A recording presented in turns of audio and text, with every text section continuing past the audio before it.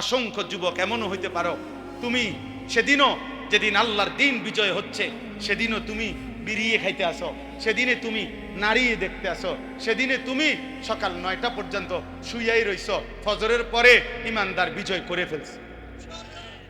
হ্যাঁ হ্যাঁ, খোদার কসম, ফজরের মুসল্লি যারা মাহাদির সৈনিক তারা, ফজরের মুসল্লি যারা দাজ্জালের বিরুদ্ধে লড়বে তারা, ফজরের মুসল্লি যারা পৃথিবীময় ইমানের পতাকা উড়াবে তারা। তুমি 9টা বাজে উঠতে দেখবা ইমানের কাফেলা কোম্পানিগঞ্জ পার হইয়া, এখন আশা করা যায় ফেনী পার হইয়া গেছে। দেখো নারী, দেখো উলঙ্গ ছবি, দেখো এক ওয়াক্ত সেজদা দাও না, এরপরে বেশি কি ভোগ করতেছ? বাতে তো খাও আর কিটা, হ্যাঁ বনরুডি আর কি, দুনিয়া কি বেশি ভোগ করলা? পেশাব পায়খানা, ভাত তরকারি, ঘুম আর লজ্জাস্থানের চাহিদা পূরণ। এই নাফরমান, এতটুকু চাহিদা, জীবন যদি হয় ভাত, জীবন যদি হয় খাবার, আর পেশাব পায়খানা আর ঘুম আর লজ্জাস্থানের চাহিদা পূরণ, খোদার কসম এটুকু চাহিদা কুত্তারও পূরণ হয়। কুত্তার কুত্তার কুত্তার কুত্তাও খায়, কুত্তাও ঘুমায়, কুত্তাও পেশাব পায়খানা করে, কুত্তারও লজ্জাস্থানের চাহিদা পূরণ হয়, নয়তো কুকুরের বাচ্চা হয় কেন? অতএব জীবন মানে এতটুকু না রে আব্বা।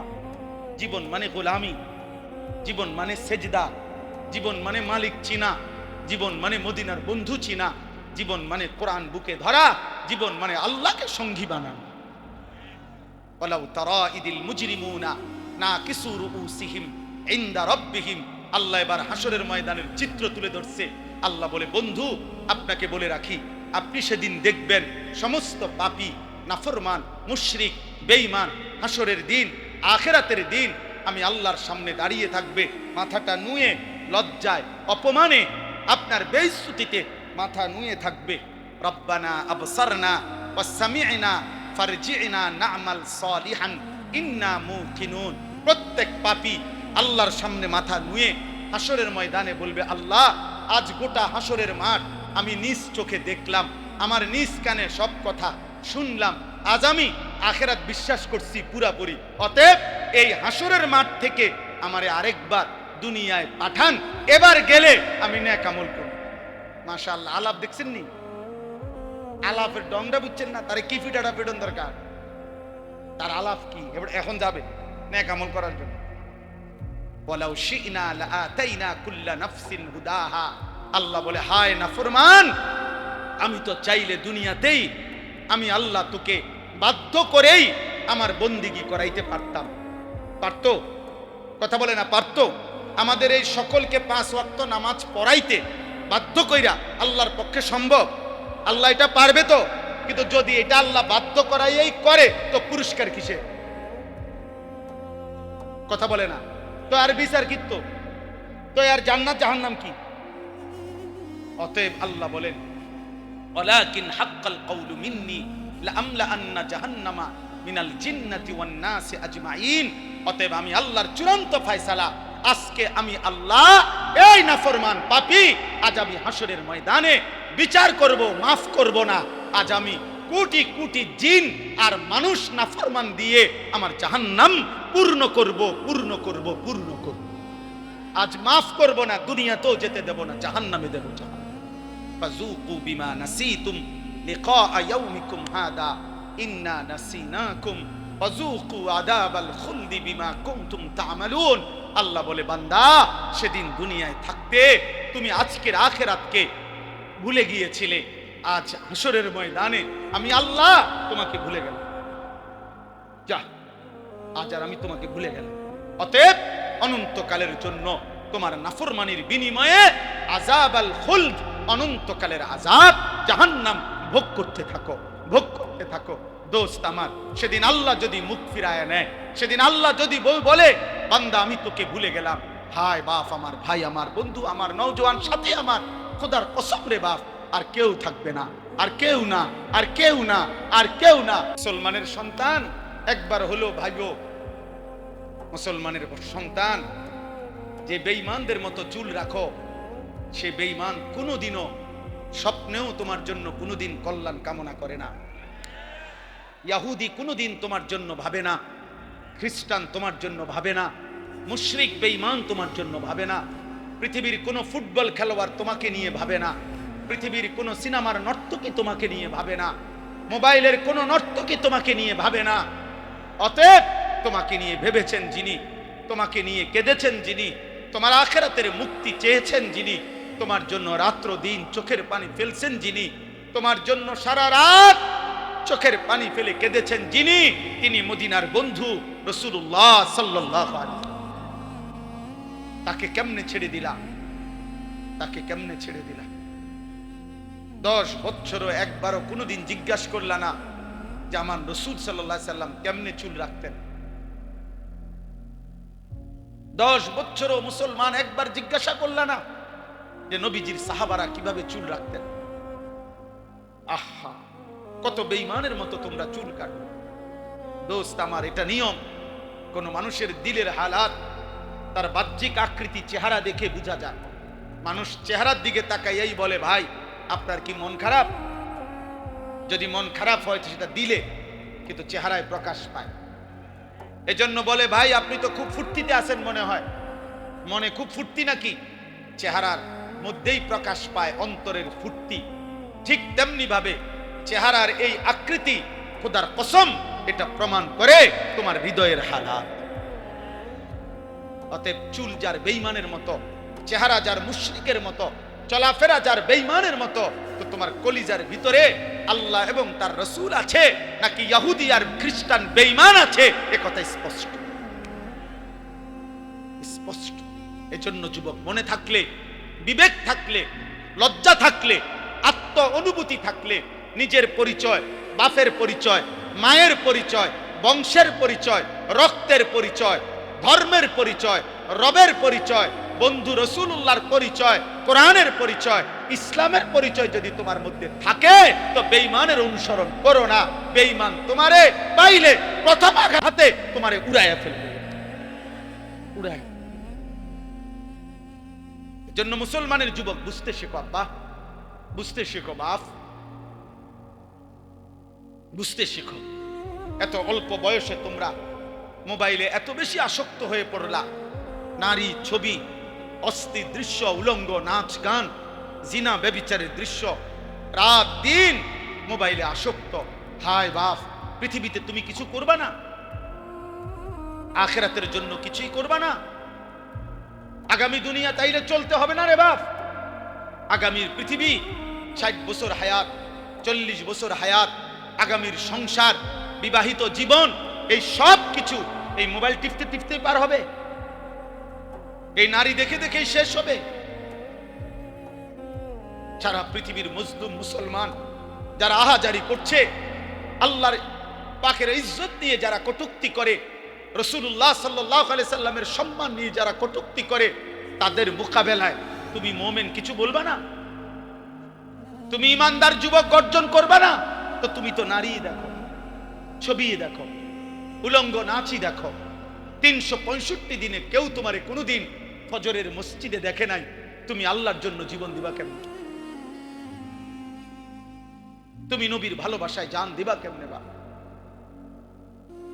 ভোরের পাখি তো কোনোদিন তোমাকে দেখে নাই, সকালের আলো তো কোনোদিন দেখে নাই। আল্লাহ আমাদেরকে বিবেক দান করে। তাহলে এই মক্কার কুরাইশরা প্রত্যেক নবী তাদের দাওয়াত দিতে যখনই বলতেন আখিরাত, তো সব বেঈমান এক নীতি, সমস্ত মুশরিক বেঈমান, সর্বযুগের পাপী নাফরমান ব্যক্তিদের একটাই অভ্যাস, তারা আখিরাতকে কোনোভাবেই মানতে চাইতো না। এজন্য আমাদের নবীর জামানাতেও মক্কার কাফেররা যখনই নবীজি আখিরাতের কথা বলতেন, তখনই তারা ভিন্ন ভিন্ন পাল্টা যুক্তি দেখাইতো। বলতো মুহাম্মদ হবে না, কবর থেকে কাউকে আবার হাসরের মাঠে নেওয়া, উঠানো, হাসরের মাঠ কায়েম করার জন্য আমাদেরকে আবার উঠাবে, এইটার কোনো সিস্টেমে হইতে পারে না, এটা যুক্তি ধরে না। নাউজুবিল্লাহ। কেন? এ তারা বলতো ওয়াকালু আইদা দালালনা ফিল আরদ আইন্না লাফি খালকিন জাদীদ। আরো আয়াত আছে, বাকি এটা হলো আমি যেটা পড়ছি। আল্লাহ বলেন এই বেঈমানরা বলতেছে বন্ধু আপনার সামনে কি, যে হে মুহাম্মদ, আমরা যখন মৃত্যুবরণ করে কবরের সাথে মিশে যাব, মাটির সাথে হারিয়ে যাব। আইন্না লাফি খালকিন জাদীদ, আমাদেরকে কি পুনরায় আবার নতুন করে সৃষ্টি করে কবর থেকে পুনরায় হাসরের ময়দানে উঠাবে? এটা কিভাবে সম্ভব? পাবে কই? মনে করেন এখানে 500 বছর আগে কবর ছিল, কথার কথা। এখন 500 বছর পরে হতে পারে এখন এখানে কবর তো দূরে থাক, মাটিও নাই, সাগর, এটা খাল হয়ে গেছে মনে করেন। তাহলে এখন এই লাশ কই, আড্ডি কই, গোশত কই, চর্বি কই, চামড়া কই? মাটিই তো নাই। এমন হইতে পারে না? এমন হইছে না? তো তাইলে কোত্থেকে আনবে? কোত্থেকে আনবে? এইভাবে তারা আপনার প্রতিনিয়ত নবী সাল্লাল্লাহু আলাইহি সাল্লামের সামনে যুক্তি দেখাইত, বলতো না মুহাম্মদ যত কথাই বলো আখিরাত হবে না, কবর থেকে পাবে কেমনে? আইদা মিতনা ওয়া কুননা তুরাবান ওয়া ইজামান, আমরা মরে যাব, মাটি হয়ে যাব, হাড্ডি মাড্ডি মিশে যাবে, আবার কেমনে ফিরাবে? হাদা শাইউন আজীব, কোরআনে আছে। কাফেররা বলতো মুহাম্মদ এটা আশ্চর্য কথা, এটা হবে কিভাবে? কিভাবে সম্ভব? এটা কোনোভাবেই সম্ভব না। নাউযুবিল্লাহ। এখানে আল্লাহ তাআলা জবাব দিবেন। প্রথম জবাব, বাল হুম বিলিকাই রাব্বিহিম কাফিরুন। এই একটা সূক্ষ্ম কথা বুঝেন। মূলত সমস্ত কাফের, সমস্ত মুশরিক, সমস্ত বেঈমান আল্লাহকে চেনে। কাকে চিনে? আল্লাহকে চিনে। সব ধর্মাবলম্বীরাই আল্লাহকে ভিন্ন কিছুই জানে। যত হিন্দু তারা তাদের দেবতাকে সৃষ্টিকর্তা বলে না, সৃষ্টিকর্তা ভিন্নকে বলে। ঈশ্বর বলুক, ভগবান বলুক, গড বলুক, যাই বলুক, আলাদা সত্তা, তাকেই তারা আল্লাহ বলে, বুঝে। আর প্রত্যেক ধর্মাবলম্বী এটা বুঝে আল্লাহ সর্বশক্তিমান। আল্লাহ কি? এটা হিন্দুরাও বলবে ঈশ্বর সর্বশক্তিমান, ভগবান সর্বশক্তিমান। তাহলে যিনি সর্বশক্তিমান তিনি তো এই জন্যই সর্বশক্তিমান যে তিনি সব করতে পারেন, নাই তো সর্বশক্তিমান হলো কেন? তো বেটা, তাইলে তোমাদের চোখের সামনে আল্লাহ প্রতিদিন মায়ের পেটে সন্তান জন্ম দিচ্ছেন, প্রতিদিন তোমাদের চোখের সামনে মানুষকে আল্লাহ মৃত্যু দিচ্ছেন। তো যিনি আল্লাহ তিনি তো বলছেন আমি জন্ম দেই, আমি মৃত্যু দেই। আল্লাহ বলে, বান্দা সত্য সত্যই একদিন যেদিকে যাও না কেন বান্দা, যত পলায়ন করো না কেন, যতবারই ভেগে যাও না কেন, একদিন সত্য সত্য মৃত্যুর যন্ত্রণা আসবে। আর মৃত্যুর যন্ত্রণা সাকরাতুল মাউত আল্লাহ কোরআনে ব্যবহার করছেন। তাফসীরের মধ্যে আছে, কারো মৃত্যুর যন্ত্রণা যখন শুরু হয়, যদি সে বিগত 900 বছর পৃথিবীতে হায়াত পেয়ে থাকে আর 900 বছর আল্লাহর নাফরমানি করে থাকে, কিন্তু 900 বছরে কোনোদিন 1 সেকেন্ডের জন্য কোনো রকমের দুঃখ, কষ্ট, বেদনা, এক ফোঁটা চোখের পানি পড়ে নাই, একটা সুইয়ের কাঁটার আঘাত লাগে নাই, পুরাপুরি 900 বছর যেই নাফরমান সুখ আর আনন্দ আহ্লাদে এই দুনিয়া কাটাইছে, খোদার কসম তাফসীরে লিখছে মৃত্যু যন্ত্রণার প্রথম সেকেন্ডে, 1 সেকেন্ডে আজরাইল জান কবজের আগ মুহূর্তে, মৃত্যু যন্ত্রণার প্রথম মুহূর্তেই 900 বছরের সুখ আর আনন্দ নাফরমান ভুলে যাবে, ভুলে যাবে, ভুলে যাবে। পরবর্তী সেকেন্ড যদি তাকে জিজ্ঞেস করা হয়, হে আল্লাহর বান্দা, বিগত দুনিয়াটা তো তুমি খুব আরাম এবং আয়েশে কাটাইছিলা, খোদার কসম তখন ওই নাফরমান বলবে, মাওলা সুখ কি জিনিস আমি তার জীবনে কোনোদিন দেখি না, অথচ সে সুখেই ছিল।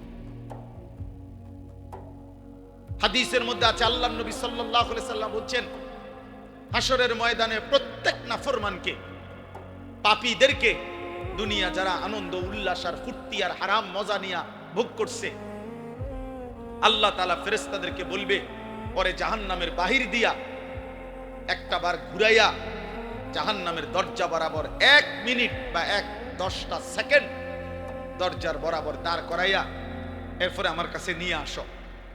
বিশুদ্ধ হাদিস। প্রত্যেক নাফরমানকে ফেরেশতারা জাহান্নামের বাহিরে ঘুরাইয়া দরজার সামনে 1 মিনিট বা 10টা সেকেন্ডের জন্য দাঁড় করাবে। জাহান্নামের একটা আগুনের বাতাস তার বুকটা বরাবর একটা ধাক্কা দিবে বাতাস। আল্লাহর কসম, নবী বলেন ফেরেশতা যখন এরপরে ওই নাফরমান ব্যক্তিকে আল্লাহর সামনে আনবে, আল্লাহ তাআলা জিজ্ঞেস করবে, আমার বান্দা, দুনিয়ার হায়াত তো তুমি খুব আরামেই কাটাইছিলা, ঠিক না? তো সেই নাফরমান পাপী অথচ দুনিয়ায় যে ভোগ বিলাস করছে, সে আল্লাহকে বলবে, রব, জীবনে সুখ কি জিনিস আমি তা কোনোদিন দেখি। জাহান্নামে এখনো ঢোকে নাই, জাহান্নামের প্রথম বাতাসের ধাক্কা। প্রিয় ভাই, প্রিয় বন্ধু, দুনিয়া ভুলাই দিন, সুখের দুনিয়া, সুখের দুনিয়া। এখনো অনেক ছেলে মাঝখানে মোবাইলের ছবি তুলাইতেছে। ফালতু বাপ, তুমি উঠে গেলে ভালো। আমি তো ভোটের জন্য আসি নাই, কাজে ব্যাপক জনসমর্থন আমার দরকার নেই। আমি নির্বাচনে প্রার্থী না, আমার কোনো ভোটের দরকার নেই, কাজে আমার ব্যাপক সমর্থন লাগবে এমন না। আমি 2-4-5 জন মানুষের সামনেও বয়ান করছি।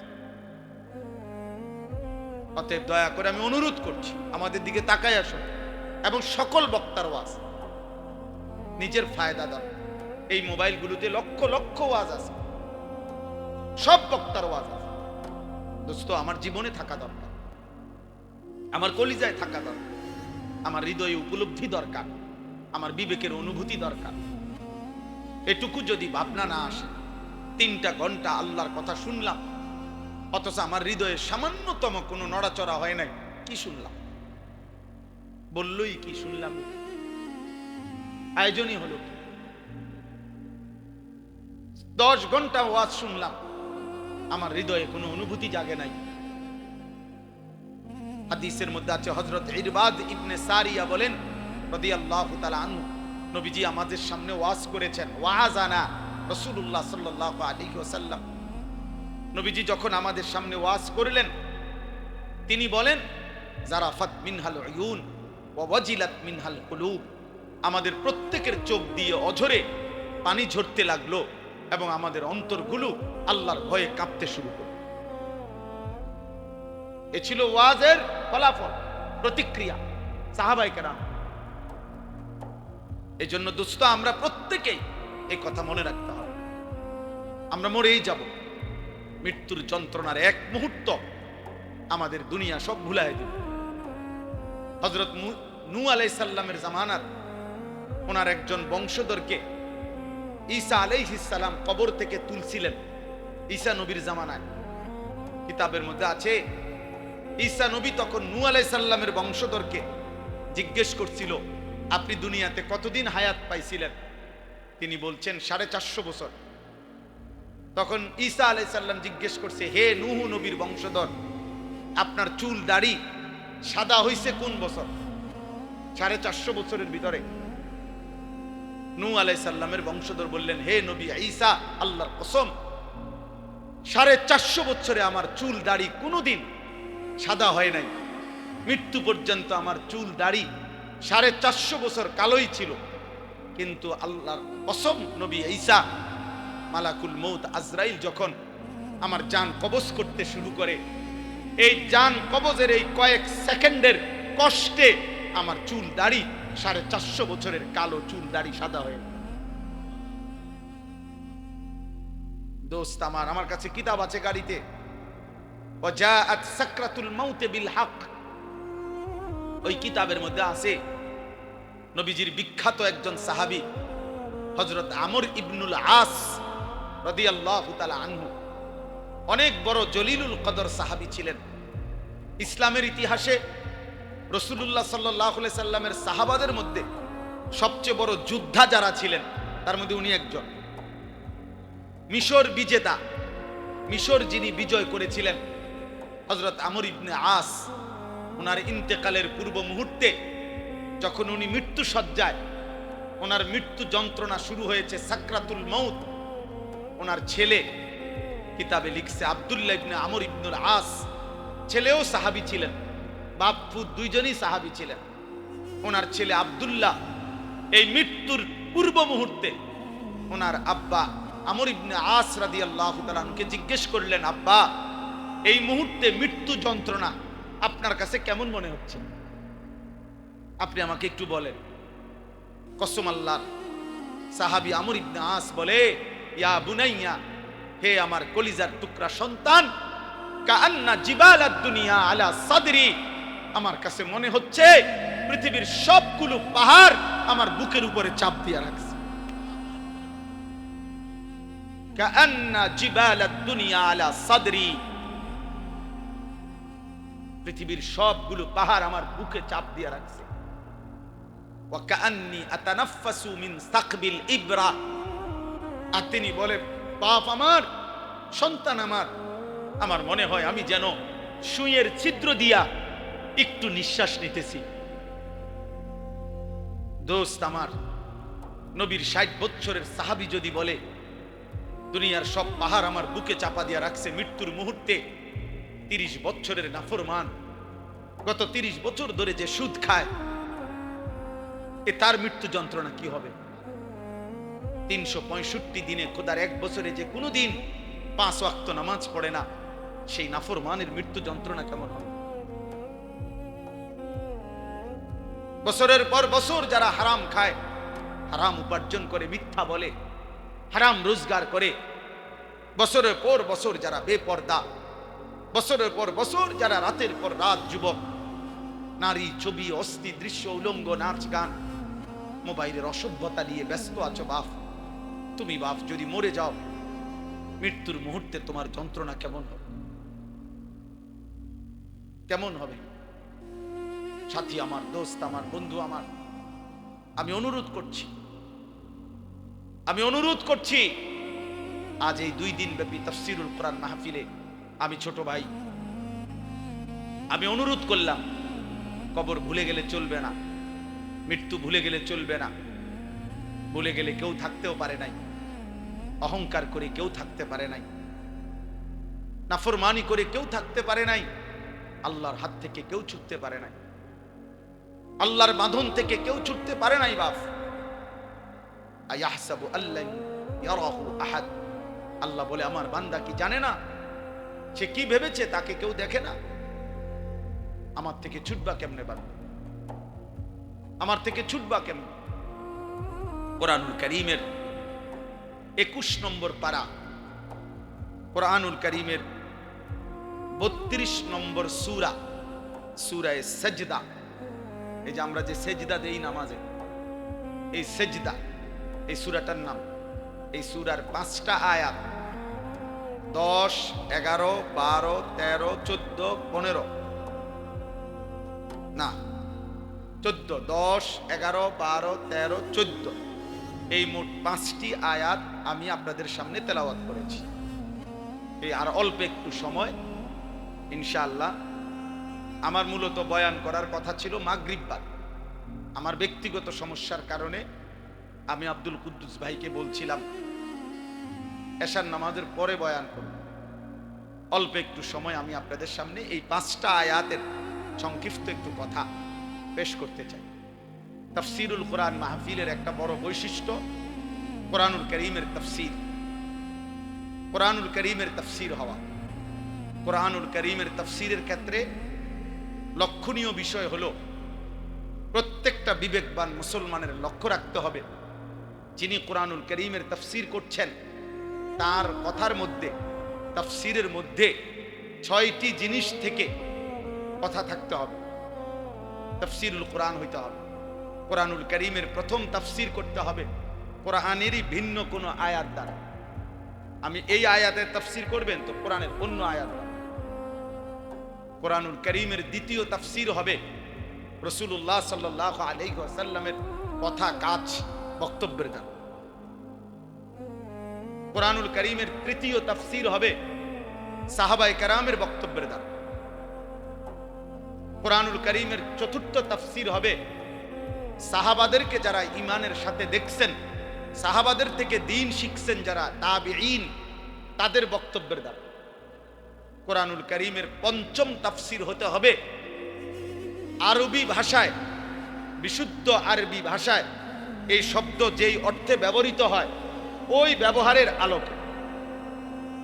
কোরআনুল কারীমের ষষ্ঠ তাফসীর হইতে হবে যিনি বলতেছেন তিনি পূর্ণ ঈমান, আমল, তাকওয়া সহ সুস্থ, পক্ষপাত মুক্ত, আকলে সালিম, সুস্থ, সুন্দর, স্বাভাবিক, আমল আখলাক ওয়ালা আকলের অধিকারী কিনা সেটা লক্ষ্য করা।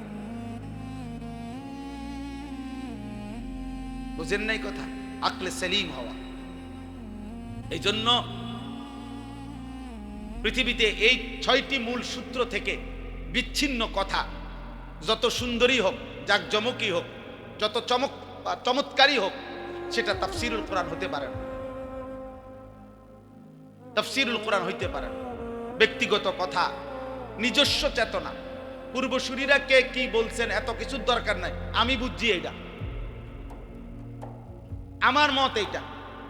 এই কথার উপরে রাসূলুল্লাহ সাল্লাল্লাহু আলাইহি সাল্লামের কথা, সাহাবাদের কথা, তাবিঈনের কথা, আরবি ভাষার বিশুদ্ধ রীতির কোনো কথা এগুলো নাই। এগুলো বাদ দাও। আমি যেটা বলছি এটা আমি কি কম বুঝি নাকি? না, আপনি কিচ্ছুই বোঝেন না। আপনি ঘোড়ার ডিম বোঝেন, আপনি ঘোড়ার ঘাস বোঝেন, আপনি কিছুই বুঝেন না। বুঝতেন তো এটা বুঝতেন যে পূর্ববর্তীদের বক্তব্যের আলোকে, রাসূলুল্লাহ সাল্লাল্লাহু আলাইহি সাল্লামের আলোকে আপনার ব্যাখ্যা করা উচিত ছিল।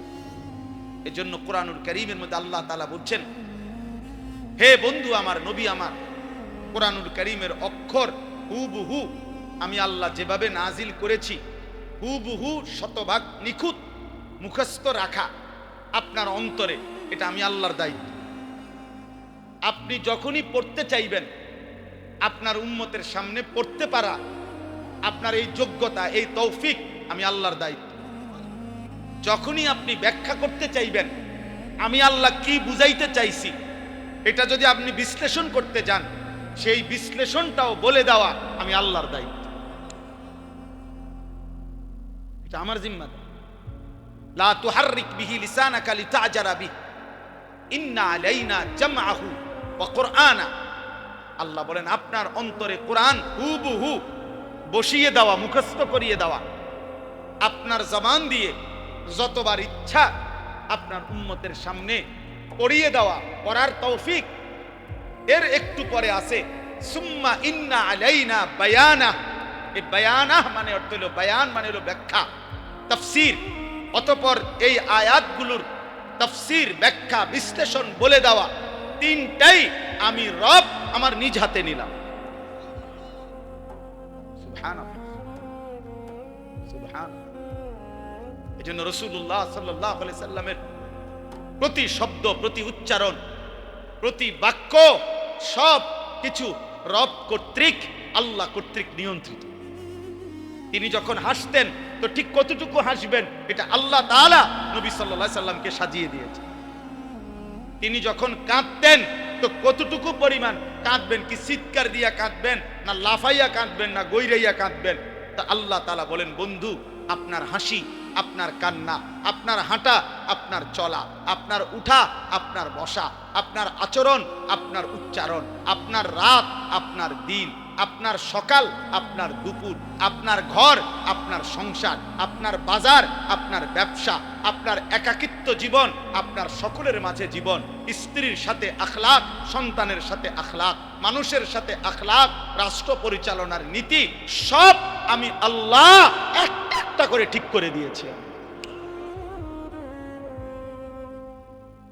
নবী সাল্লাল্লাহু আলাইহি সাল্লাম বাথরুমে বাম পা দিয়ে ঢুকতেন কেমনে? কেন? সাহাবায়ে কেরাম বুদ্ধি দিছে এই জন্য। ডান পাও দিয়া বের হইতেন কেন? ওই কয়েকজনের থেকে জিগাইল হইছে কোন পাও দিয়া বাইর হইলে ভালো হয়, এরপরে নাকি? না না, আল্লাহ ফয়সালা দিছে, আল্লাহ ফয়সালা দিছে। ওয়া ইন্নাকা লা আলা খুলুকিন আযীম। আল্লাহ কসম করে বলেছেন, বন্ধু আমার, দোস্ত আমার, আমি আল্লাহ কসম করে বলছি, আপনাকেই আমি আল্লাহ তাআলা চরিত্রের সম্পূর্ণ সর্বোচ্চ আখলাকের নীতি, নৈতিকতা, চরিত্র, ব্যবহার, আখলাক, উত্তম আচরণ বলতে যা বুঝায় সবকিছুর সর্বোচ্চ মাত্রা, পূর্ণ শিখর আমি আপনাকে দিয়েই, সর্বোচ্চ পূর্ণাঙ্গ চরিত্র আখলাক দিয়েই সাজিয়ে আমি আল্লাহ আপনাকে পাঠিয়েছি। আছে খুবা হামা দারান তু তনহা দার। আল্লামা ইকবাল এর জন্য বলছে, হে নবী মুহাম্মদ, ১৬ লক্ষ নবী এবং রাসূলের যত গুণ, যত সিফাত, সব যদি সব নবীর মুজিজা আদম থেকে ঈসা আপনার একার মাঝে যদি তালাশ করি, আছে খুবা হামা দারন্দ তু তনহা দারি, আপনি একাই সব, আপনি একাই সব। আপনার হাসিও সেরা, আপনার কান্নাও সেরা, আপনার সব সুন্দর, সব সুন্দর, সব সুন্দর, সব সুন্দর।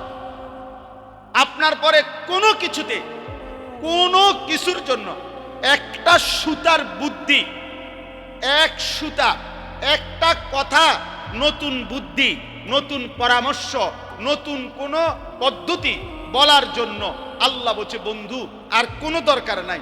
সব কিছুর পূর্ণাঙ্গ, সব কিছুর চূড়ান্ত নিয়ম, পদ্ধতি, আদব, আখলাক, শিষ্টাচার, নৈতিকতা, ভদ্রতা, আচরণ, উচ্চারণ সব পূর্ণ করে আপনাকে আমি পাঠাইছি।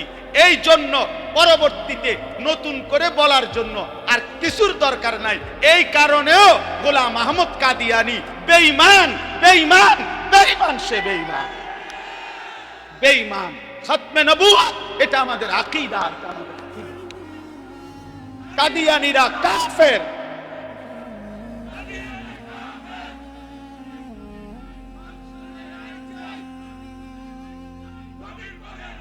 এটা নিশ্চিত, এটা মনে রাখ। তুই গোলাম আহমদ কাদিয়ানী ভণ্ড, বেঈমান, মুশরিক, মুনাফিক। এই দালাল, ইংরেজের দালাল ছিল এই দালাল। এই দালাল তোর দরকার কি? তুই কিতে আইছো কেন? তোর দরকার কি? তোরে কোন বাদামে কই চাইতি? তুই কি দরকার? আমার কি জন্য তোরে লাগবে? ঈমান, ইসলাম, আখলাক, ইলম, আমল, তাকওয়া, পরহেজগারি, আখিরাত জীবন চলার জন্য আমার নবী বাথরুমে কেমনে ঢুকবে, বাথরুম থেকে কেমনে বের হইতে হবে, কয়টা ঢিলা ব্যবহার করতে হবে, স্বামী স্ত্রীর মিলনের আগে কি দোয়া পড়তে হবে, ফরজ গোসল কেমনে করতে হবে, রাত 2টার গোসল কেমনে করতে হবে, একাকী জীবন কেমন, সবার মাঝে জীবন কেমন, সবই তো তিনি শতভাগ পরিপূর্ণ বলে গেছেন। তোর দরকার কি? এই ভণ্ডের দরকার কি বলেন? নতুন কারো দরকার আছে আর আমাদের? তুমি আইসো কিত্তা হুদা ফালতু কোথাকার।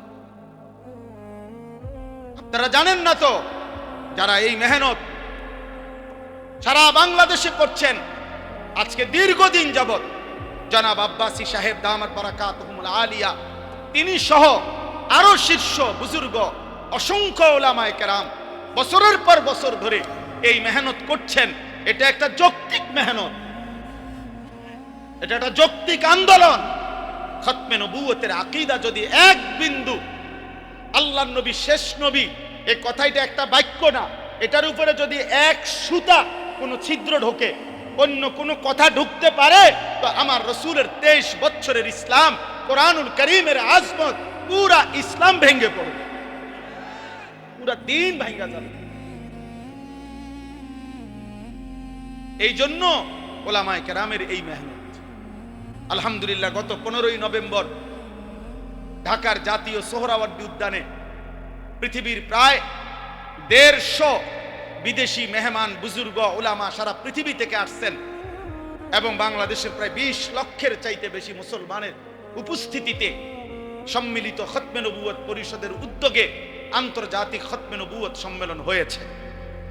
এবং আলহামদুলিল্লাহ ইনশাআল্লাহ আজ না হয় কাল বাংলার জমিনে এই মুরতাদ, এই বেঈমান কাদিয়ানী কাফের ঘোষণা রাষ্ট্রীয়ভাবে হতেই হবে, হবেই হবে ইনশাআল্লাহ, হবে ইনশাআল্লাহ, হবে হবে হবে। আল্লাহ রসুলকে যতবার যতজন বিদ্রুপ করছে শেষ পর্যন্ত অপমানিতই হয়েছে, অপমানিতই হয়েছে। এই জন্য বললাম আমার নবী সাল্লাল্লাহু আলাইহি ওয়াসাল্লামের আলফাজ, জবানের বয়ান, বরকতপূর্ণ কথা এবং নবী সাল্লাল্লাহু আলাইহি ওয়াসাল্লামের ব্যাখ্যা, সেই আলোকে কোরআনের তাফসীর হতো। পরবর্তী পণ্ডিত, আপনি যত বড় পণ্ডিতে হন, আপনি নিজস্ব মাতবুরি খাটাবেন না। আল্লাহর নবী সাল্লাল্লাহু আলাইহি ওয়াসাল্লাম বলেছেন, মান ক্বালা ফিল কুরআনি বিরাইহি ফাআসাবা ফাকাদ আখতা। যে ব্যক্তি কোরআনের ব্যাপারে আমি রাসূল যা বলি নাই, আমার সাহাবা বলে নাই, আমার আল্লাহ যা বলতে চায় নাই, বরং নিজের মন গড়া কিছু বলে দিল কোরআনের নামে, অতঃপর যদি দেখতে মনে হয় ভালোই বলছে, আল্লাহর নবী বলছেন ফাকাদ আখতা, সে ভুল বলছে, গুনাহ করেছে, গুনাহ। এই জন্য আমি অনুরোধ করব কোম্পানিগঞ্জ বাজার ফল ব্যবসায়ী সমিতির এই ঐতিহাসিক তাফসীরুল কোরআন মাহফিলে ইনশাআল্লাহ আপনারা আপনাদের মুরব্বীদের পরামর্শ নিয়ে আগামী দিনে আরো পরিকল্পিত গঠনমূলক, আমি আজকে একদিন সুযোগ পাইছি, এই জন্য বললাম আমার আবেদন আমি করে যাই। আবেদনটা হইল আল্লাহর কোরআনের ইনশাআল্লাহ আজকে হয়তো আব্দুল কুদ্দুস ভাই তারা আপনারা একদিন থাকবেন, আপনাদের পরবর্তীরা করবে ইনশাআল্লাহ। কিন্তু মনে রাখবেন কোরআনুল কারীমের তাফসীরের ধারাবাহিকতা, কোরআনুল কারীমের পূর্ণাঙ্গ তাফসীর শুরু থেকে শেষ পর্যন্ত করব। মনে করেন এই স্বপ্ন নিয়া, এই আশা নিয়া আপনারা যদি শুরু করতে পারেন, মালিক চাইলে যে দূর যাওয়ার যাবে, যত বছর যাওয়ার যাবে, কিন্তু আশা করা যায় আল্লাহ তাআলা আজরে আজিম মহা পুরস্কার দান করবেন। এই জন্য আমি আবেদন করলাম আপনারা দয়া করে ফিকির করেন যে ইনশাআল্লাহ আমরা এই 2 দিন ব্যাপী তাফসীরুল কোরআন মাহফিলের যতজন বক্তা আলোচনা করবেন, তো ইনশাআল্লাহ ইচ্ছে করলে কোরআনুল কারীম থেকে নির্ধারিত আয়াত ধারাবাহিকভাবে বলা সম্ভব। সম্ভব কিনা বলেছে? সম্ভব, এটা সম্ভব। আল্লাহর বান্দারা অপেক্ষায় থাকবে বছরের এই 2 দিন, যে ইনশাআল্লাহ আমরা কোরআনুল কারীমের গত বছর ওইখান থেকে শুনছি, এবার এখান থেকে শুনবো। আমার শায়েখ আরিফ বিল্লাহ আল্লামা মুফতি মুশতাকুন নবী কাসিমি হযরত দামাত বারাকাতুহুম নোয়াখালীতে 5 দিন ব্যাপী ধারাবাহিক তাফসীরুল কোরআন মাহফিল করে, এবং আরো অনেক জায়গায় বাংলাদেশের অনেক বুজুর্গ আছেন 15 দিন ব্যাপী, 17 দিন ব্যাপী, 5 দিন ব্যাপী, 7 দিন ব্যাপী কোরআনের ধারাবাহিক তাফসীর এরকম খোলা মাহফিলে করতেছেন। অনেকের, আমি একজন আলেমকে বুজুর্গকে দেখছি, উনি আমারে নিজে বলছেন এবং আমি খবরও নিছি, বলছে দীর্ঘ 27 বছরের অব্যাহত তাফসীরের বরকতে আল্লাহ তাআলা আমার জবানে এই এক জায়গায় আল্লাহর কোরআনের তাফসীর শেষ করাইছে। হতে পারে কিনা কোনদিন প্রজন্ম হতে পারে, আজ আমরা কেউ থাকবো না, হয়তো 50 বছর পরে, 100 বছর পরের কেউ তারা শুনবে যে আমাদের পূর্বপুরুষরা শুরু করে গেছিলেন, আজ আমরা শেষটা শুনলাম। আজ আপনারা শুনছেন আলহামদুলিল্লাহ সূরা, 100 বছর পরের কেউ শুনবে মিনাল জিন্নাতি ওয়ান নাস। সেদিন ওরা গর্ব করবে যে আমাদের পূর্বপুরুষ শুরু করে দিয়েছেন বরকতেই তো আজ আমরা শেষটা পাই। আল্লাহ তৌফিক দান, আল্লাহ কবুল করে নেন। আমার ভাই চলেন আমার আয়াতের তাফসীর তরজমাটুকু শুনেন। আল্লাহ তাআলা বলেন এখানে যেই 5টা আয়াত, এই 5টা আয়াতের বিস্তারিত তাফসীর না, বরং সংক্ষিপ্ত 2টা কথা, অল্প একটু কথা বোঝানোর উদ্দেশ্য। 1 নম্বর কথা হলো রাসূলুল্লাহ সাল্লাল্লাহু আলাইহি ওয়াসাল্লাম মক্কার জমিনে যখন কালেমার দাওয়াত দিতেন, ইসলামের দাওয়াত শুরু করলেন, তো মক্কার কুরাইশ কাফেরদের কাছে প্রত্যেক নবীর, মনোযোগ দিয়ে শুনতেছেন তো, বুটখানা বন্ধ তো, মোবাইল টিফা বন্ধ তো, আর বুট খাইয়েন না, বাঁচতে 2 দিন মাহফিলের পরে আলগা জায়গা দিয়ে বুট খাই বলেন ইনশাআল্লাহ। আল্লাহ আপনাদেরকে খুব বুট খাওয়ার তৌফিক দান করেন। জি চলে, তো আপনার মক্কার কুরাইশরা, কাফেররা রাসূলুল্লাহ সাল্লাল্লাহু আলাইহি সাল্লাম যখন দাওয়াত শুরু করলেন, তো প্রত্যেক নবীর দাওয়াতের একটা বৈশিষ্ট্য ছিল, প্রত্যেক নবী তাদের অনুসারীদেরকে যখন মানুষকে আল্লাহর দিকে ডাকতেন, তো আল্লাহর দিকে ডাকার ক্ষেত্রে আল্লাহর প্রতি ঈমান আর আখিরাতের বিষয়টাকে বিস্তারিত তুলে ধরতেন। নবীদের দাওয়াতের মূল বৈশিষ্ট্য ছিল এই দুটো, যে আল্লাহর প্রতি ঈমান আর আখিরাত। মান কানা ইউমিনু বিল্লাহ ওয়াল ইয়াউমিল আখির ইন্নামা ইয়ামুরু মাসাজিদাল্লাহ মান আমানা বিল্লাহি ওয়াল ইয়াউমিল আখির। মানে ঈমানের 7টা বিস্তারিত বাক্য আছে, আপনারা পারেন অনেকে। আমানতু বিল্লাহ ওয়া মালাইকাতিহি ওয়া কুতুবিহি ওয়া রুসুলিহি ওয়াল ইয়াউমিল আখির ওয়াল কদরি খাইরিহি ওয়া শাররিহি মিনাল্লাহি তাআলা ওয়াল বা'সি বা'দাল মাউত। কয়টা হলো? 7টা। এই 7টা হলো ঈমানের মৌলিক কথা। এই 60টাকেও যদি আরো ছোট করা হয়, মানে সংক্ষেপ করা হয়, কম কথায় বলা হয় যে ঈমান সংক্ষেপে বলেন কি, তাহলে সংক্ষেপে ঈমান হলো দুই জিনিস। এক হলো আল্লাহর প্রতি ঈমান, দুই আখিরাতের প্রতি ঈমান। এই দুই কথা হলো বেসিক, এই দুই কথা হলো মূল ফাউন্ডেশন, মূল ভিত্তি। ওই যে ওই বুট খায়, ওই চুল্লাহে আসে, ভাল লাগছে না ভাইয়া আমার কওনে? ওর কাছে ভাল লাগছে যে আরে সবাই দেখলো। জি, মুসলমানের সন্তান একবার হলো ভাইবো, মুসলমানের সন্তান যে বেঈমানদের মতো চুল রাখো, সে বেঈমান কোনোদিনও স্বপ্নেও তোমার জন্য কোনোদিন কল্যাণ কামনা করে না। ইহুদি কোনোদিন তোমার জন্য ভাবে না, খ্রিস্টান তোমার জন্য ভাবে না, মুশরিক বেঈমান তোমার জন্য ভাবে না, পৃথিবীর কোনো ফুটবল খেলোয়াড় তোমাকে নিয়ে ভাবে না, পৃথিবীর কোনো সিনেমার নর্তকী তোমাকে নিয়ে ভাবে না, মোবাইলের কোনো নর্তকী তোমাকে নিয়ে ভাবে না।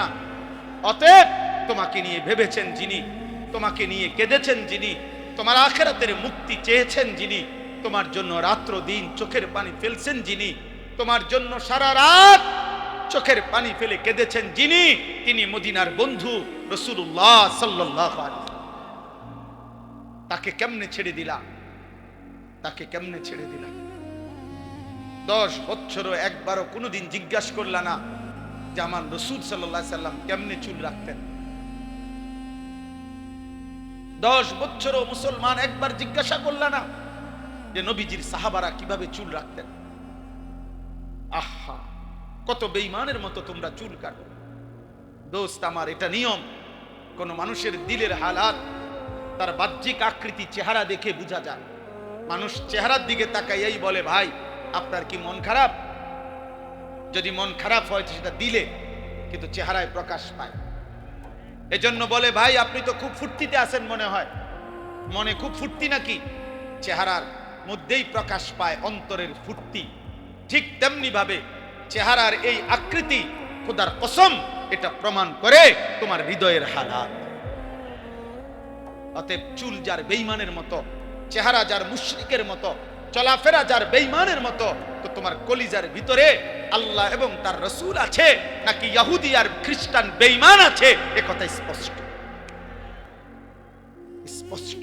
এজন্য যুবক, মনে থাকলে, বিবেক থাকলে, লজ্জা থাকলে, আত্ম অনুভূতি থাকলে, নিজের পরিচয়, বাপের পরিচয়, মায়ের পরিচয়, বংশের পরিচয়, রক্তের পরিচয়, ধর্মের পরিচয়, রবের পরিচয়, বন্ধু রাসূলুল্লাহর পরিচয়, কোরআনের পরিচয়, ইসলামের পরিচয় যদি তোমার মধ্যে থাকে, তো বেঈমানের অনুসরণ করো না। বেঈমান তোমারে পাইলে প্রথম আঘাত হত্যা করো। তুমি শুধু বইলো যে আমি শুধু পরিচয়ে মুসলমান, কিন্তু আমার চুল, চেহারা, লেবাস, পোশাক আপনাদের মতো 30 বছর ধরে কোনোদিন আমি মুসলমানের লেবাস পোশাকে ধারি নাই। এরপরেও আল্লাহর কসম, কাফের বেঈমান সুযোগ পাইলে হাতে তোমারে উড়াইয়া ফেলবে, উড়াইয়া। এজন্য মুসলমানের যুবক বুঝতে শেখো আব্বা, বুঝতে শেখো বাপ, বুঝতে শেখো। এত অল্প বয়সে তোমরা মোবাইলে এত বেশি আসক্ত হয়ে পড়লা। নারী, ছবি, অস্থির দৃশ্য, উলঙ্গ নাচ গান, জিনা ব্যভিচারের দৃশ্য, রাত দিন মোবাইলে আসক্ত। হায় বাপ, পৃথিবীতে তুমি কিছু করবা না? আখিরাতের জন্য কিছুই করবা না? আগামী দুনিয়া তাইলে চলতে হবে না রে বাপ। আগামীর পৃথিবী 60 বছর হায়াত, 40 বছর হায়াত, আগামীর সংসার, বিবাহিত জীবন, এই সব কিছু এই মোবাইল টিপতে টিপতে পার হবে, এই নারী দেখে দেখেই শেষ হবে। সারা পৃথিবীর মুসলিম মুসলমান যারা আহাজারি করছে, আল্লাহর পাকের ইজ্জত নিয়ে যারা কটূক্তি করে, রাসূলুল্লাহ সাল্লাল্লাহু আলাইহি সাল্লামের সম্মান নিয়ে যারা কটূক্তি করে, তাদের মোকাবেলায় তুমি মুমিন কিছু বলবা না? তুমি ইমানদার যুবক গর্জন করবা না? তো তুমি তো নারী দেখো, ছবি দেখো, উলঙ্গ নাচি দেখো। 365 দিনে কেউ তোমারে কোনোদিন ফজরের মসজিদে দেখে নাই। তুমি আল্লাহর জন্য জীবন দিবা কেমন? তুমি নবীর ভালোবাসায় জান দিবা কেমনে? বা ভোরের পাখি তো কোনোদিন তোমাকে দেখে নাই, সকালের আলো তো কোনোদিন দেখে নাই। আল্লাহ আমাদেরকে বিবেক দান করে। তাহলে এই মক্কার কুরাইশরা প্রত্যেক নবী তাদের দাওয়াত দিতে যখনই বলতেন আখিরাত, তো সব বেঈমান এক নীতি, সমস্ত মুশরিক বেঈমান, সর্বযুগের পাপী নাফরমান ব্যক্তিদের একটাই অভ্যাস, তারা আখিরাতকে কোনোভাবেই মানতে চাইত না। এজন্য আমাদের নবীর জামানাতেও মক্কার কাফেররা যখনই নবীজি আখিরাতের কথা বলতেন, তখনই তারা ভিন্ন ভিন্ন পাল্টা যুক্তি দেখাইত। বলতো মুহাম্মদ হবে না, কবর থেকে কাউকে আবার হাসরের মাঠে নেওয়া, উঠানো, হাসরের মাঠ কায়েম করার জন্য আমাদেরকে আবার উঠাবে, এইটার কোনো সিস্টেমে হইতে পারে না, এটা যুক্তি ধরে না। নাউজুবিল্লাহ। কেন? তারা বলতো ওয়াকালু আইদা ওয়ালালনা ফিল আরদ আইন্না লাফি খালকিন জাদীদ। আরো আয়াত আছে বাকি, এটা হলো আমি যেটা পড়ছি। আল্লাহ বলেন এই বেঈমানরা বলতেছে বন্ধু আপনার সামনে কি, যে হে মুহাম্মদ, আমরা যখন মৃত্যুবরণ করে কবরের সাথে মিশে যাব, মাটির সাথে হারিয়ে যাব, আইন্না লাফি খালকিন জাদীদ, আমাদেরকে কি পুনরায় আবার নতুন করে সৃষ্টি করে কবর থেকে পুনরায় হাসরের ময়দানে উঠাবে? এটা কিভাবে সম্ভব? পাবে কই? মনে করেন এখানে 500 বছর আগে কবর ছিল, কথার কথা, এখন 500 বছর পরে হতে পারে এখন এখানে কবর তো দূরে থাক, মাটিও নাই, সাগর, এটা খাল হয়ে গেছে মনে হয়। তাহলে এখন এই লাশ কই, আড্ডি কই, গোশত কই, চর্বি কই, চামড়া কই? মাটিই তো নাই। এমন হইতে পারে না? এমন হইছে না? তো তাইলে কই থেকে আনবো? কই থেকে আনবে? এইভাবে তারা আপনার প্রতিনিয়ত নবী সাল্লাল্লাহু আলাইহি সাল্লামের সামনে যুক্তি দেখাইত। বলতো না মুহাম্মদ, যত কথাই বলো আখিরাত হবে না, কবর থেকে পাবে কেমনে? আইদা মিতনা ওয়া কুননা তুরাবান ওয়া ইজামান, আমরা মরে যাব, মাটি হয়ে যাব, হাড্ডি মাড্ডি মিশে যাবে, আবার কেমনে ফিরাবে? হাদা শাইউন আজীব, কোরআনে আছে। কাফেররা বলতো মুহাম্মদ এটা আশ্চর্য কথা, এটা হবে কিভাবে? কিভাবে সম্ভব? এটা কোনোভাবেই সম্ভব না। নাউজুবিল্লাহ। এখানে আল্লাহ তাআলা জবাব দিবেন। প্রথম জবাব, বাল হুম বিলিকাই রাব্বিহিম কাফিরুন। এই একটা সূক্ষ্ম কথা বুঝেন, মূলত সমস্ত কাফের, সমস্ত মুশরিক, সমস্ত বেঈমান আল্লাহকে চেনে। কাকে চিনে? আল্লাহকে চিনে। সব ধর্মাবলম্বীরাই আল্লাহকে ভিন্ন কিছুই জানে। যত হিন্দু, তারা তাদের দেবতাকে সৃষ্টিকর্তা বলে না, সৃষ্টিকর্তা ভিন্নকে বলে। ঈশ্বর বলুক, ভগবান বলুক, গড বলুক, যাই বলুক, আলাদা সত্তা, তাকেই তারা আল্লাহ বলে, বুঝে। আর প্রত্যেক ধর্মাবলম্বী এটা বুঝে আল্লাহ সর্বশক্তিমান। আল্লাহ কি? এটা হিন্দুরাও বলবে ঈশ্বর সর্বশক্তিমান, ভগবান সর্বশক্তিমান। তাহলে যিনি সর্বশক্তিমান, তিনি তো এই জন্যই সর্বশক্তিমান যে তিনি সব করতে পারেন, নাই তো সর্বশক্তিমান হলো কেন? তো বেটা, তাইলে তোমাদের চোখের সামনে আল্লাহ প্রতিদিন মায়ের পেটে সন্তান জন্ম দিচ্ছেন, প্রতিদিন তোমাদের চোখের সামনে মানুষকে আল্লাহ মৃত্যু দিচ্ছেন। তো যিনি আল্লাহ, তিনি তো বলছেন আমি জন্ম দেই, আমি মৃত্যু দেই, নেব, হাসরের মাঠে আনবো। তো যার প্রথম 3 কথা ঠিক, 2 কথা যেই আল্লাহর ঠিক হইল, তো পরেরটা ঠিক হবে না কেন? বুঝেন নাই হিসাবটা? আপনি যদি এটা কইতেন যে এই কথা তো আরো কত কথাই কইছেন, কই খবর তো নাই। আপনি তো কইছেন মানুষের মৃত্যুও হয়, হয় না তো? নূহ আলাইহিস সালাম তো আমরা বাড়ির লগে, নূহ আলাইহিস সালামের সাথে দেখা হইছে কারো? কথা বলেন কেন? হ্যাঁ, তাইলে আপনার দাদার লগে দেখা হইছে আপনার, তো উনি কই গেল? উনি না পৃথিবীতে ছিল, উনি নাই কেন? তাহলে বুঝা গেল জন্ম যেমন হচ্ছে, মৃত্যু যেমন হচ্ছে, অতএব এই দুইটা যেহেতু হচ্ছে, এটাই প্রমাণ করে আখিরাত হবে। তো আল্লাহ বলেন মূলত প্রত্যেক বেঈমান, এই কথাটা জরুরি, সর্বযুগের সমস্ত নাফরমান, পাপী, বেঈমান, মুশরিক, আল্লাহর অবাধ্য, ওর অন্তরে কলজা যদি খোলা হয়, ভিতরটা যদি চেক করা হয়, তাহলে রিপোর্ট আসবে এটাই, ও বুঝে আখেরাত হবে, এটা সম্ভব, আল্লাহ নিবে। কিন্তু বিষয়টা হলো, ওর সমস্যা হইলো ও বুঝে এটা যদি আমি মেনে নেই, এটা যদি আমি বুঝছি বলি যে আখেরাত হবে, আখেরাত হবে, তাইলেই তো সে বুঝে আমার যে এতদিনকার অসভ্যতার এই জীবন, নাফরমানির এই জীবন, চুরি ডাকাতি জিনা ব্যভিচার মদ জুয়া হত্যা খুন ধর্ষণ নারীর সাথে অসভ্যতা হারাম উপার্জন মূর্তি পূজা শিরিক এই সব ছেড়ে দিতে হবে, আল্লাহর কথাই মেনে নিতে হবে। এইটা তো সে চাচ্ছে না, আমি মানব না, আমি আমার অবাধ্য আর খেয়াল খুশির জীবন এটাই চালাবো। এই জন্য আল্লাহ বলেন, বন্ধু মূল বিষয় হলো ওরা বুঝে আখিরাত হবে, বাল হুম বিলিকাই রাব্বিহিম কাফিরুন, বরং তারা ইচ্ছা করে আমি আল্লাহর মুখোমুখি হতে চাচ্ছে না। এইটা কয় না, আর কি এটা কয় না, বরং আরেকটা অতিরিক্ত বলে যে আখিরাতই হবে না। আরে হবে 100 বার, তোর বাপের আখিরাতও হবে, তোর 14 গোষ্ঠীর আখিরাত হবে না কেন? হবে না কেন? হবে হবে।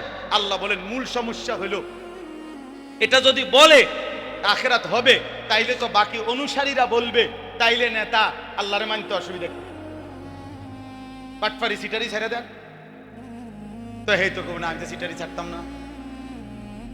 এই জন্য সর্বযুগে এই আমার বাংলাদেশে মনে করে চুরি ডাকাতি জিনা ব্যভিচার মদ জুয়া ধর্ষণ নির্যাতন ইফটিজিং এই সমস্ত অন্যায় অসভ্যতা বন্ধ হোক। এটা অসংখ্য ভদ্রলোক অসংখ্য সুশীল অসংখ্য ভদ্রবেশী মানুষ ওনারা চায় যে এগুলো বন্ধ হয়ে যায়, কিন্তু ওনারা এই মুখে যে চায় এইটার জন্য ওনারা জানে যে এগুলা যাবতীয় অপরাধ যাবতীয় পাপ বন্ধ হবে যেই আইন কার্যকর করলে সেটা কোরআন সুন্নাহর আইন।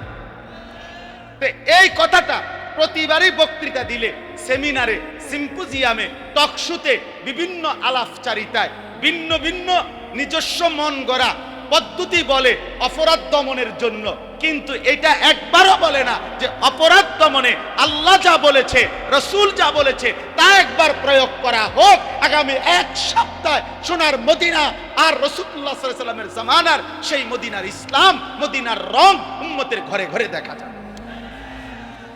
আজ পৃথিবী আরেকবার দেখুক আফগানকে, গোটা পৃথিবী মিয়া 800 কোটি মানুষ আফগানিস্তানের দিকে পুরাপুরি তাকায় আছে, করেটা কি?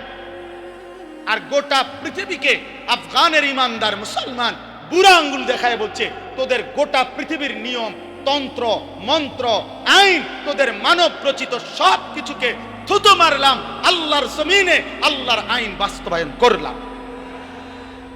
আলহামদুলিল্লাহ আলহামদুলিল্লাহ।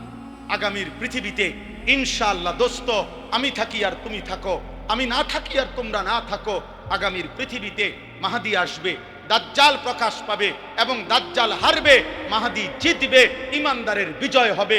খোদার কসম পৃথিবীময় রব্বে কাবার কসম ইমানের পতাকা ইসলামের পতাকা উড়বেই উড়বে ইনশাআল্লাহ। শুধু বাংলাদেশ না, সারা পৃথিবীতে উড়বে। এটা মুহাম্মদে আরবির জবানের কথা সাল্লাল্লাহু আলাইহি সাল্লাম, আর তার কোনো কথা ভুল হয় না। নবী বলছে যদি শুনো কিয়ামতের আর একদিন বাকি, একদিন, তবুও মনে রাখবা দাজ্জাল আসবে, তবুও মনে রাখবা মাহদী আসবে। অতএব মাহদীও আসবে, দাজ্জালও আসবে, আর মাহদীর বিজয় হবে, দাজ্জালের পতন হবে, মুমিনের বিজয় হবে, ইসরাইলের ইহুদি ওই বেঈমানদের পতন হবেই হবে, হবেই হবে, হবেই হবে। একদিন গাজা করবে, কোন সন্দেহ। দেখার বিষয় হলো যুবক তোমারে আল্লাহ নিবে কিনা। অসংখ্য যুবক এমনও হইতে পারো তুমি সেদিনও যেদিন আল্লাহর দিন বিজয় হচ্ছে সেদিনও তুমি বিড়িয়ে খাইতে আসো, সেদিনে তুমি নারী দেখতে আসো, সেদিনে তুমি সকাল 9টা পর্যন্ত শুইয়াই রইছো, ফজরের পরে ইমানদার বিজয় করে ফেলছে। হ্যাঁ হ্যাঁ, খোদার কসম, ফজরের মুসল্লি যারা মাহদীর সৈনিক তারা, ফজরের মুসল্লি যারা দাজ্জালের বিরুদ্ধে লড়বে তারা, ফজরের মুসল্লি যারা পৃথিবীময় ইমানের পতাকা উড়াবে তারা। তুমি 9টা বাজে উঠতে দেখবা ইমানের কাফেলা কোম্পানিগঞ্জ পার হইয়া, এখন আশা করা যায় ফেনী পার হইয়া গেছে। আপনি আর দৌড় দিয়েও পারতেন। আল্লাহ আমাদের প্রত্যেককে ঈমান দান করেন, তাকওয়া দান করেন। আল্লাহ এবার জবাব দিচ্ছেন। এই 2 মিনিট এবার তরজমা বলেই আমি আমার কথা শেষ করছি। আল্লাহ বলেন, কুল ইয়াতাওয়াফাকুম মালাকুল মাউতিল্লাযী বুক্খিলা বিকুম সুম্মা ইলা রাব্বিকুম তুরজাউন। দোস্ত, এই তরজমাটুকু শুনেন শুধু। আল্লাহ বলেন, হে নবী, আপনি বলে দেন, নিশ্চয়ই তোমাদের প্রত্যেককে আমি আল্লাহর পক্ষ থেকে নির্ধারণ করা আজরাইল মালাকুল মউত মৃত্যু ঘটাবেন।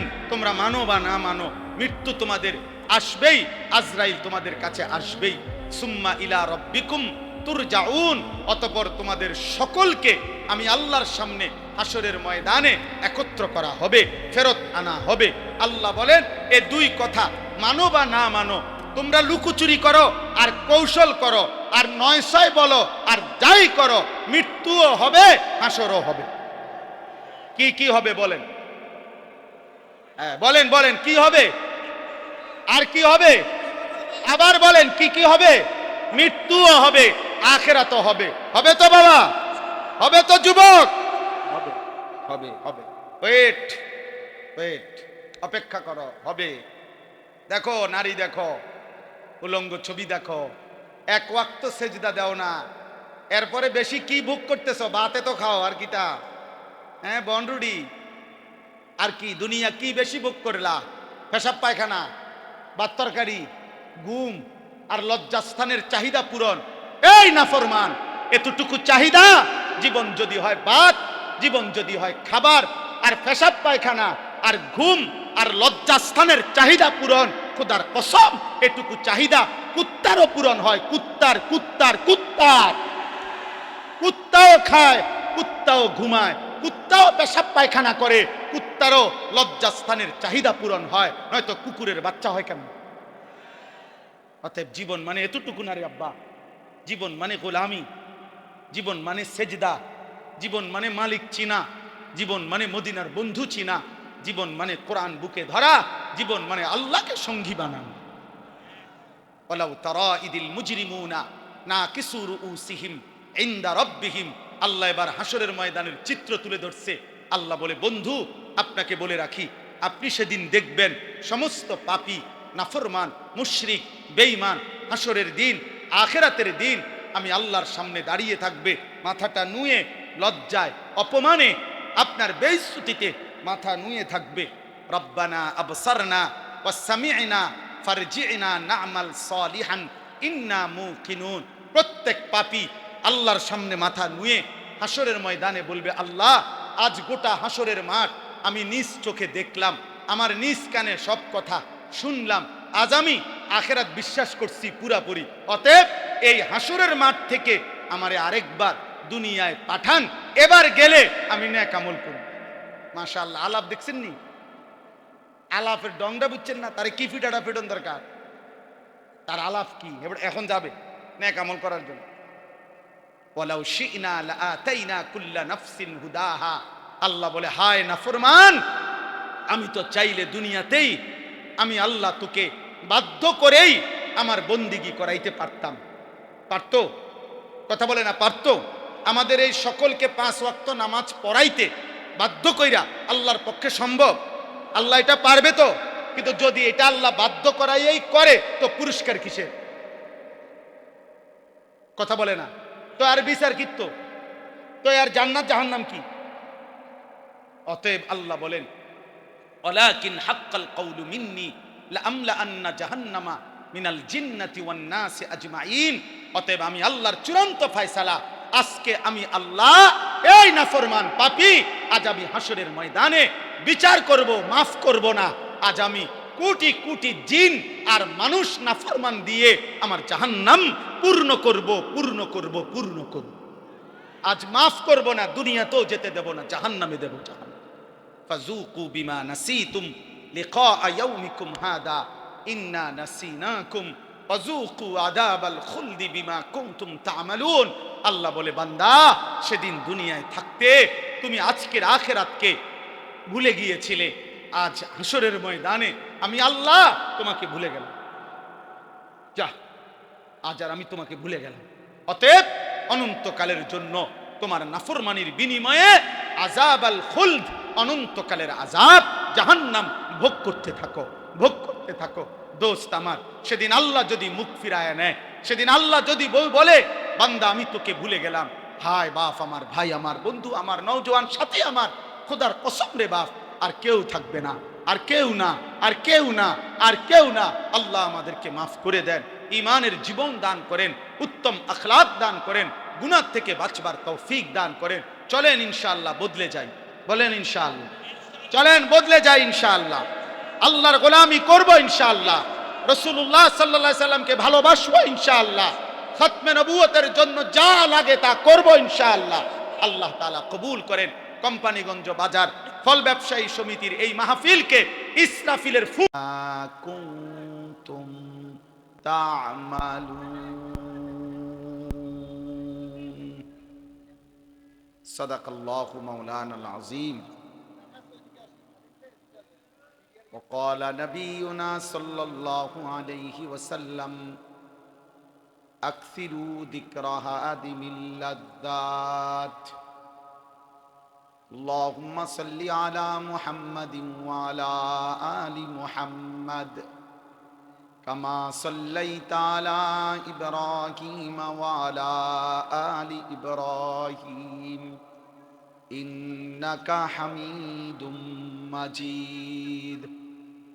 اللهم بارك على محمد وعلى آل محمد كما باركت على إبراهيم وعلى آل إبراهيم إنك حميد مجيد.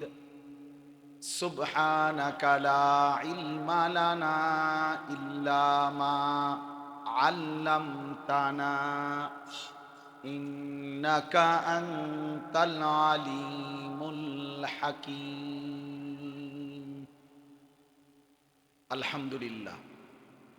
আল্লাহ পাক রব্বুল ইজ্জত জুল জালাল ওয়াল ইকরামের ফজল কারাম, রব্বুল আলামিনের অপরিসীম ইহসান, মেহেরবানি, দয়া,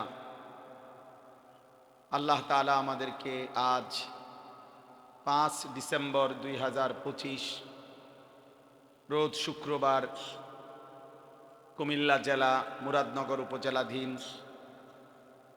ঐতিহ্যবাহী কোম্পানিগঞ্জ বাজার ফল ব্যবসায়ী সমিতির উদ্যোগে আজকের এই 2 দিন ব্যাপী 26তম বার্ষিক তাফসীরুল কোরআন মাহফিলে প্রথম দিনে এই পর্বে আল্লাহ তাআলা আমাদেরকে আসবার, বসবার, আল্লাহর জন্যই অংশগ্রহণ করার তৌফিক দান করেছেন। আলহামদুলিল্লাহ।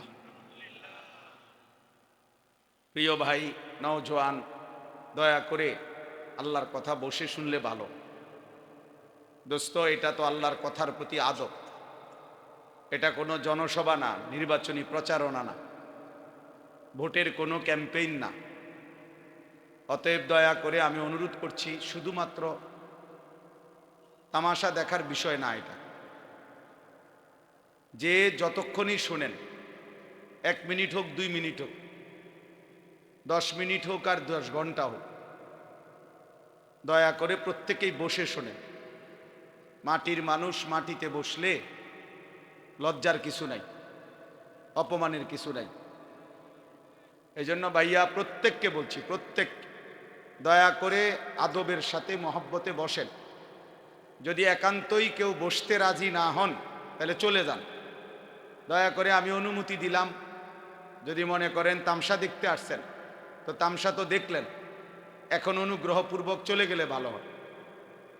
জি ভাই, এটা বসতে হবে। এই যে আপনারা ফয়সালা করতে হবে, আপনারা বসতে হবে। জায়গা আছে, কেন বসবেন না বলেন? পিছনে যান, নওজোয়ান ভাই পিছনে যাও, ভাই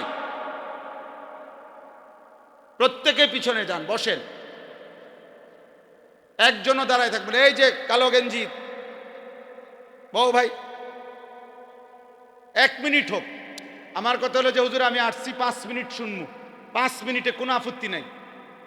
5 মিনিট বসে শোনেন, 1 মিনিট বসে শোনেন, আমি অনুরোধ করছি। এটাও জরুরি আমাদের জন্য। হযরত জিবরাইল আলাইহিস সালাম প্রিয় নবী সাল্লাল্লাহু আলাইহি ওয়াসাল্লামের কাছে মানুষের সুরতে ওহী নিয়ে যতবার আসতেন ততবার নবীজির সামনে এসে বসতেন, এবং প্রত্যেকবার বসতেন কিভাবে? এতটা মনোযোগ দিয়ে বসতেন, মুখোমুখি হয়ে। হাদিসে স্পষ্ট আছে, ফাআসনাদা রুকবাতাইহি ইলা রুকবাতাইহি, অর্থাৎ জিবরাইলের দুই হাঁটু রাসূলুল্লাহ সাল্লাল্লাহু আলাইহি ওয়াসাল্লামের দুই হাঁটু মুখোমুখি একদম বরাবর করে বসত। তো যদি আমার দুই হাঁটু বরাবর আরেকজন হাঁটু দুইটা মুখোমুখি করে বসে, তাহলে বুক এটাও বরাবর, চেহারা এটাও বরাবর, এতটা বরাবর করে বসতেন। এরপরে নবীজির সাথে কথা বলতেন।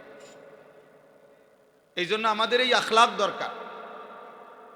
এটা সুন্নাত, এটা আমল, এটা আদব। আল্লাহর কথা শুনবার ক্ষেত্রে দোস্ত, শুধু কেবল বক্তা দেখলাম, কিছুক্ষণ শুনলাম, চলে গেলাম, এটা যেন না হয়। এটা যেন না হয়। কারো সুর ভালো, কারো টান ভালো, কারো হুঙ্কার ভালো, কারো ঝংকার ভালো, কেউ চিৎকার দিলে ভালো, কেউ কান্দা কান্দা কইলে ভালো, কেউ হাসাইলে ভালো। দোস্ত আমার, এটা কোনো মাহফিলের বিবেচ্য বিষয় না। এটা কোনোভাবেই ইনসাফের কথা না যে আমি শুধু এরকম কোনো একটা কিছুর জন্য অপেক্ষা করলাম, সুর দিলে আসি, নাইলে নাই, টান দিলে আসি, চিৎকার দিলে আসি, নাই তো নাই। না বাপ, আল্লাহর কথা এর জন্য না। কোরআনুল কারীমের মধ্যে আল্লাহ তাআলা বারবার এটা বলছেন, লাআল্লাকুম তাযাক্কারুন। কেন আমার কথা নাজিল করছি? আল্লাহ তাআলা বলেন যেন তোমরা উপদেশ গ্রহণ করতে পারো। লাআল্লাকুম তাযাক্কারুন, ইয়াইযুকুম লাআল্লাকুম তাযাক্কারুন। আল্লাহ বলেন আমি ওয়াজ করছি যেন তোমরা উপদেশ গ্রহণ করতে পারো। লাআল্লাহুম ইয়াত্তাকুন, আমার বান্দারা যেন আল্লাহকে ভয় করতে পারে। লাআল্লাকুম তাত্তাকুন, যেন তোমরা মুত্তাকি হতে পারো।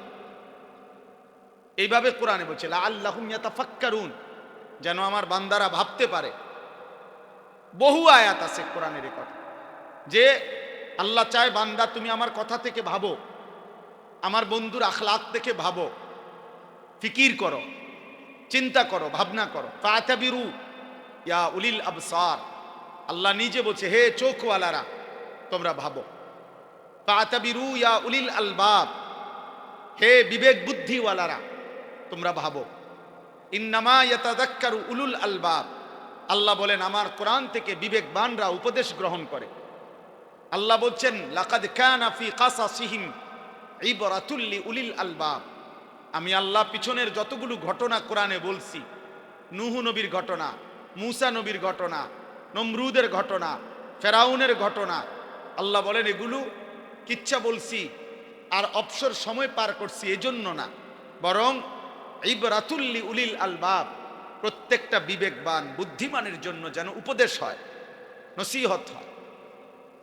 কোরআনুল কারীমের মধ্যে আছে আল্লাহ বলছেন মূসা নবীকে, ভাইয়া তোমরা বসতে হবে, এই ছেলেরা, এই মোবাইলওয়ালা ছেলে বসো তুমি।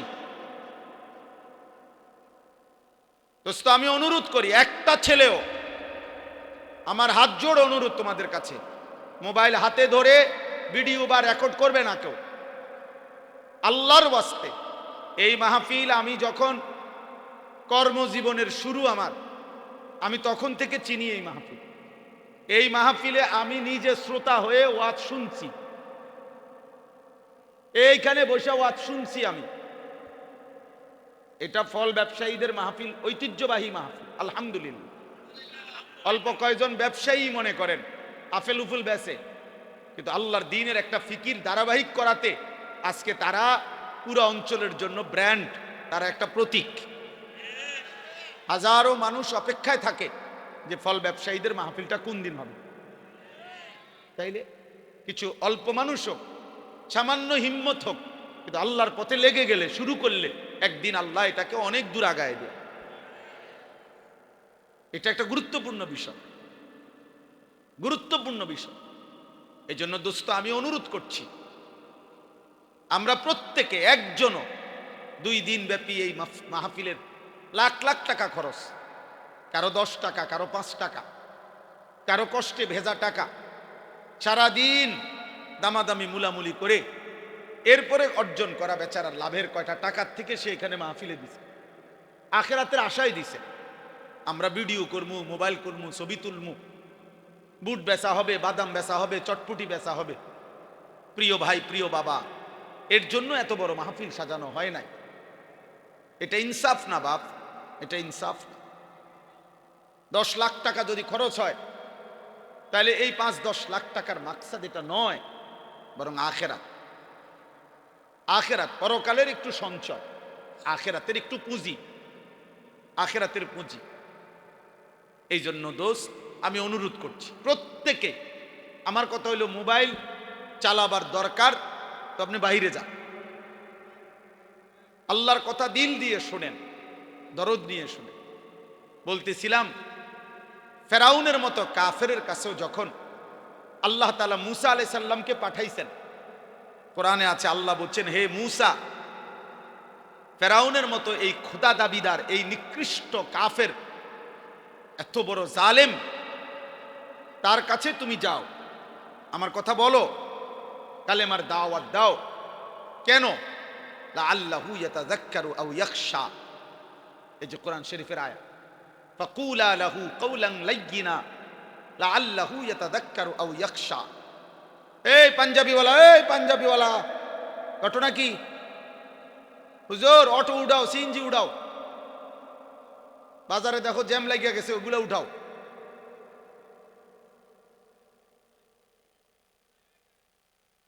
এই জন্য বললাম, আল্লাহ তাআলা বললেন মূসাকে, তুমি ফেরাউনের কাছে আমার দাওয়াত দাও, কালেমার কথা বলো। কেন? লাআল্লাহু ইয়াতাযাক্কারু আও ইয়াখশা, হয়তো সে উপদেশ গ্রহণ করবে অথবা আমি আল্লাহকে ভয় করব। তাহলে ফেরাউনের মতো একজন নিকৃষ্ট কাফের, শেষ পর্যন্ত সে কি ঈমান আনছে? কথা বলেন না। কিন্তু তবুও আল্লাহ তাআলা তার কাছেও যখন পেশ করছে দিন, মূসা নবীকে পাঠাইছেন, বলছে আমি আল্লাহর উদ্দেশ্য, হয় সে উপদেশ গ্রহণ করবে, নয়তো আমি আল্লাহকে ভয় করব। তাহলে পৃথিবীর নিকৃষ্ট কাফেরের কাছেও আল্লাহর দিন পৌঁছানোর উদ্দেশ্য একটাই, উপদেশ গ্রহণ, আল্লাহকে ভয় করা। তো সেখানে আমাদের কাছে আল্লাহর দিন পেশ করার মাকসাদ কি? তামাশা শুধু? তাইলে আপনি বক্তা যাচাই করে কি লাভ? যে অমুক বক্তার সুরটা ভালো হয়েছে, অমুক বক্তারে এটা ভালো হয়েছে। আমার ভাই, এটা দিয়ে হবে কি? এটা দিয়ে কি হবে? আখেরাত দরকার, আখেরাত দরকার, আখেরাত দরকার। আপনি যদি বুঝেন তবুও আখেরাত হবে, আপনি যদি না বুঝেন তবুও আখেরাত। ভুলে গেলেও আখেরাত হবে, স্মরণে থাকলেও আখেরাত হবে। গোলামি করলেও আখেরাত হবে, নাফরমানি করলেও আখেরাত হবে।